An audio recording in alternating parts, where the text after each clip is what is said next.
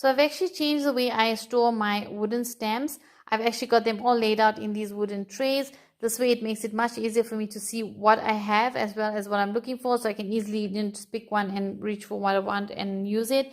And it also helps me to keep track of what I do have and actually use them. So this makes it much easier. They stack one on top of the other. And then I do have another container here which has got some stencils in it as well. But I've got my stamps in here. I do have the stamp that stays on top. And then I do have my acrylic blocks. I've got some wooden, alphabet stamps underneath in little containers. And then I've got the flat stamps all on the side, so I can just, flip through them and go through them, and I'll find what I'm looking for, and I can just find it and use it. And that way it makes it much easier for me to find them.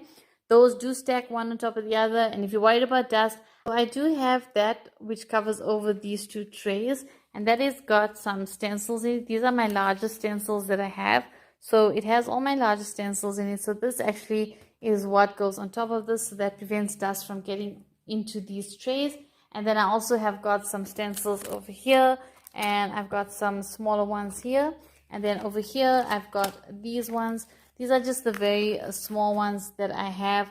These stencils just, go in here, and these ones go in here, and then you just close it so everything is nice and closed and no dust can get into anything. These stamps also, they just go, one on top of the other.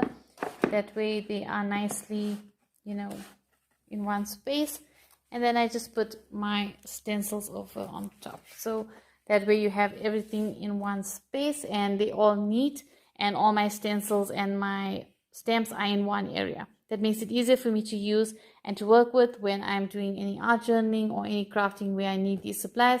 They all are in one area, and I like that to have everything in one specific area. So yeah, that's how I store my supplies with my regards to my stencils and my rubber stamps.